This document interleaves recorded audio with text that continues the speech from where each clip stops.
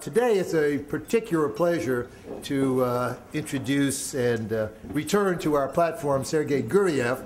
I think it's fair to say Sergei is one of the top economists in Russia, runs the best Russian economic school, the new economic school in Moscow, where he is president of the Center for Economic and Financial Research, Morgan Stanley Professor of Economics, rector of the full new economic school itself, and I think this is the intellectual institution in Moscow widely regarded as the top economic school in the country, and Sergei's leadership has been a key element in making it so. He did his PhD at the Russian Academy of Sciences, subsequently did postdoc work at MIT, taught at Princeton, and has published very widely in refereed journals around the world for the last 20 years. He's a member of the advisory committee to the Institute, which I'm very proud of. He is a co-manager with our own Anders Osland and Andy Kutchins from CSIS of the Russia Balance Sheet Project that we have been running with CSIS and the New Economic School for several years on the outlook for the Russian economy, and particularly the relationship between Russia and the United States. It recently produced a volume called Russia After the Global Economic Crisis. Sergei, Anders, and Andy co-edited that volume, and we're very proud of that as well. Today, Sergei will speak on the topic, as we advertised, the Russian presidential election, what it means for politics, economics, and particularly, given the agenda here in Washington, the PNTR debate that will, of course, be ensuing in the Congress in the near future. We have in your packet an early version of our new publication on the PNTR issue. Anders and Gary Huffbauer have done a comprehensive analysis of both the economics and the politics of PNTR, a document that we hope will provide a positive base for congressional consideration of the issue and to move it as expeditiously as possible. So, with all that as background, it's a great pleasure, Sergei, to welcome you back to the podium at the Institute. We look forward to your remarks and to getting fresh from Moscow what the recent political developments in your country mean for the world, for the U.S., and for trade relations. Sergei Guriev.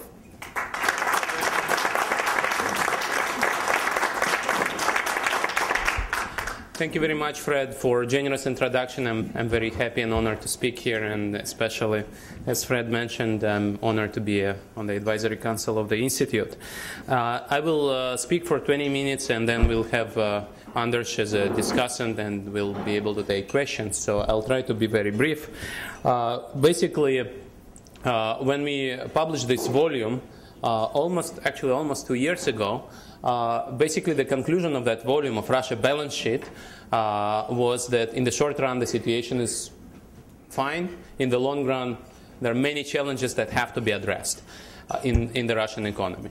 And interestingly enough, 2 years later we still stand by this conclusion. And if you look at the numbers, especially if you compare these numbers to Europe or even to the US, Russian macroeconomic situation is great. Russia's growing. Russia grew by 4% in 2010, in 2011, and will probably grow by 4% in 2012. Russian debt is still non-existent, something like 10% of GDP. Inflation is as low as it's never been in the Russia's market economy, at 6%. Unemployment is as low as it's never been in Russian history. It's about 6% as well. If you look at all these numbers, things are actually great. But if you look in the long run, the situation is actually much more worrisome. And this is what a balance sheet should reflect, right? When we talk about Russia balance sheet, it's not only the profit and loss account, the current cash flows and current profits, but also the assets and liabilities. And the major liability, of course, is Russia's investment climate. And that's where I will connect to the elections and the international relations. In Russia, the words investment climate are usually used as a proxy or sometimes euphemism for corruption. Corruption is now the center of the debate between government and opposition, and also within the government. And if you actually look at the economic policy platform of now President-elect Putin, you see that for him the main issue of economic policy is what he calls systemic corruption. And this is exactly right. And the reason for that is, even though Russia has enormous investment opportunities, and I see a lot of familiar faces around the room who've actually invested in Russia and made some tangible profits in Russia, Russia could have done much better in terms of attracting foreign direct investment. If we have time during Q&A, I will go through the list of sectors which are not only oil and gas, where you can make a lot of money in Russia, and that is not happening for a very simple reason. Investment climate is not as good. Now, occasionally, Russian government would say, if you look at investment climate rankings like Doing Business or governance indicators or the World Bank Institute or Transparency International rankings or competitiveness reports, you would say these are subjective rankings. Yes, Russia is ranked in the bottom quartile of countries, but we know Russia is a great and rich country, so these are just subjective indicators. We shouldn't pay attention to them. But this is no longer possible because we can see that investors are voting with their feet. Although the foreign direct investment in Russia is inward, foreign direct investment coming to Russia is growing, we also see that outward FDI and also outward capital flows in general are actually growing faster. And in 2011, Russia registered something like $84 billion net capital outflow, which is something like 4.5 percentage points of GDP, leaving Russia. And these are mostly funds taken by Russian investors from Russia, where investment opportunities are great, where macroeconomics is good, where economy is growing, to countries in European Union or the US, where interest rates are low. You cannot really earn much, but the safety of investment and the property rights are probably protected better. And this is exactly the challenge Russia should address, because Russia needs to invest in infrastructure, Russia needs to build housing, Russia needs to invest in services. All of that is a challenge that the government should address. And of course, as I said, the central point, the central problem in that debate is about corruption, and that's where presidential election matters. The campaign wasn't that important, but the protests were concentrated on these issues. The street protests against Mr. Putin were eventually about stealing elections and also about corruption in the government, and I think this will continue to be that way. We'll see that opposition will be unified around the issue of improving investment climate or fighting corruption, if you like. The skeptics would always say, yes, Mr. Putin is promising fighting corruption, but he's not delivered so far in the last 12 years. Why would he be able to deliver this time around? Now, the situation is now changing, and the reason is since opposition is so much stronger and so much better organized, and also credible being a peaceful opposition, I think the government will see the challenge. And we'll see either of the two. Either the government will fear losing power and fight corruption, or government will lose power and the new government will fight corruption. And I'm optimistic in the long run. I don't know how the transition will happen, because even if government is reformed from within, it will have to dispose of some people who are supposedly corrupt and who are allegedly friends of the top political leaders. So it's going to be painful. If the government is replaced by opposition, it's also going to be painful. If there is a coalition government, it's also something that Russia has not seen for a while. So I think we have a major political uncertainty in the next probably couple of years. And how this uncertainty is resolved, we don't really know. But if you take Putin's policy platform as given and try to go through this action points, we'll see a number of things which are going to improve investment climate.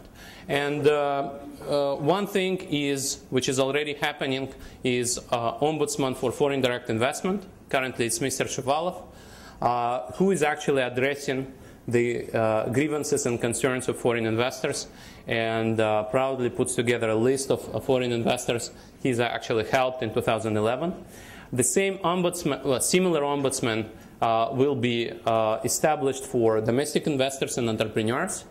There is what's called National Entrepreneurial Initiative, which is actually tasked with going through the list of problems Russia has with doing business rankings or competitiveness rankings, and there is an effort to address each particular regulatory barrier or problematic law or enforcement issue, collecting feedback from entrepreneurs. So in principle, we see a roadmap. Well, I should say this roadmap has been put together for many years now, but we see a roadmap to improve business climate and investment climate, and I think actually foreign investors will benefit from that sooner than Russian investors, but still there is a roadmap. Will this roadmap be implemented? Will the government walk the talk? I think this is something that is very unclear. As I said, the government is pushed to do that, but it's going to be very painful for this particular government to fight corruption for the reasons I've already mentioned. And this is where the uncertainty lies. Now, what are the good news? As I said, there is good news, and Fred mentioned that Russia joined WTO. Well, Russia made a decision to join WTO, and I expect that Russia will ratify this decision. And the fact that Mr. Medvedev stays as a prime minister kind of shows commitment from Mr. Putin's side to this project, because WTO is definitely Mr. Medvedev's project. I think that will have implications that Russian government didn't foresee. I think Russian government will have to play by the rules of WTO, which will protect foreign investors. And then there is the next step, which I think is very important, which is OECD accession.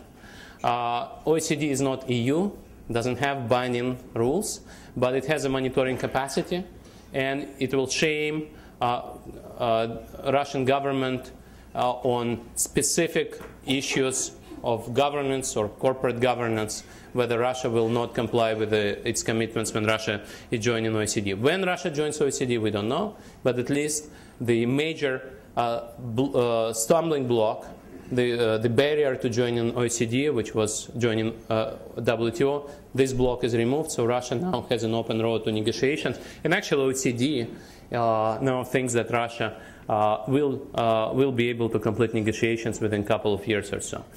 What will be the implications of WTO accession? I wanted to talk about that in detail, but we have David Tarr, who's actually produced almost all estimates for WTO accession for Russia.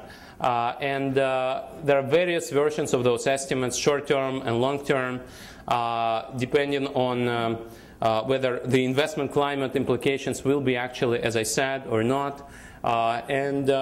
These implications will be quite large. Now, not all of them will be within GDP growth, because most benefits will actually go to consumers.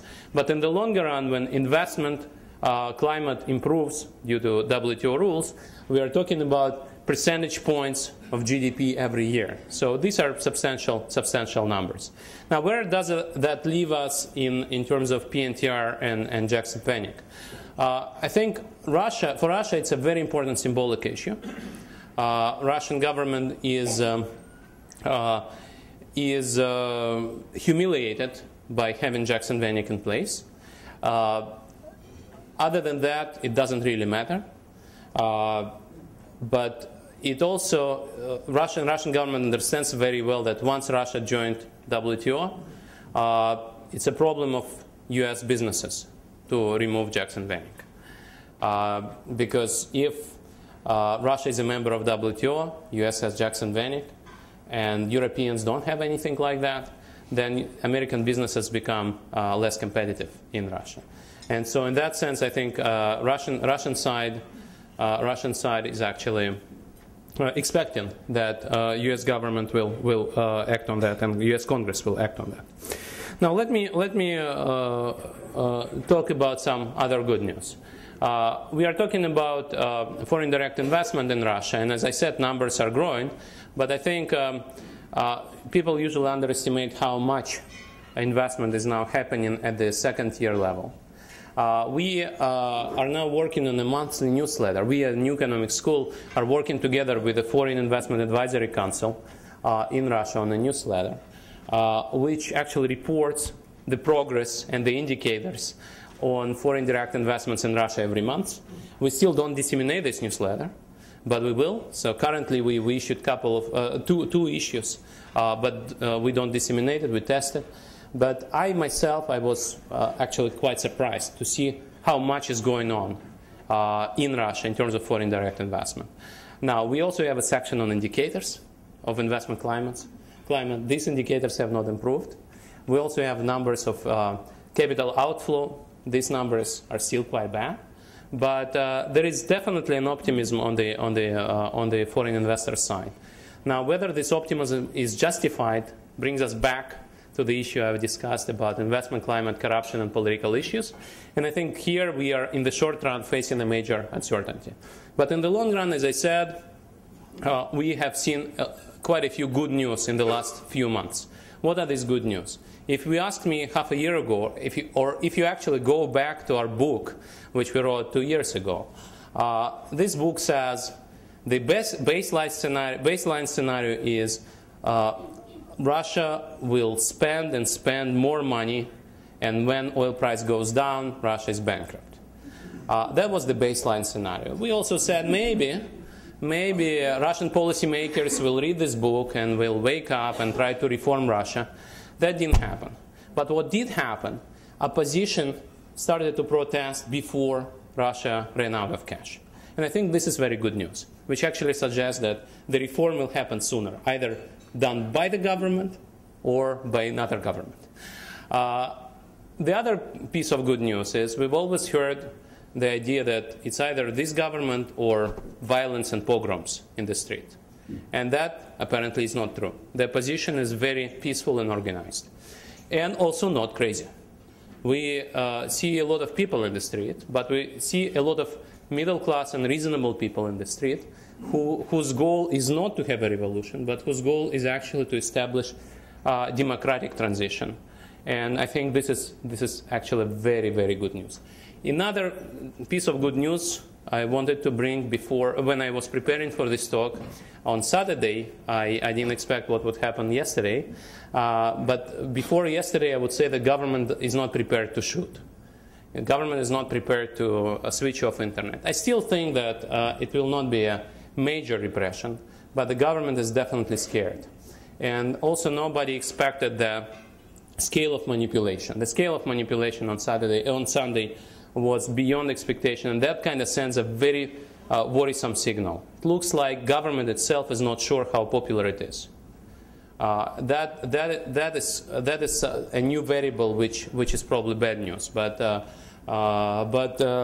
generally, I think the recent protests and the outcome of the election is in general kind of good news, suggesting that there is a peaceful transition which will eventually happen. My bet is that it will probably happen before 2018, but definitely it's not going to happen in the next year or two. So I'll stop here on that optimistic note. Thank you very much. Thank you.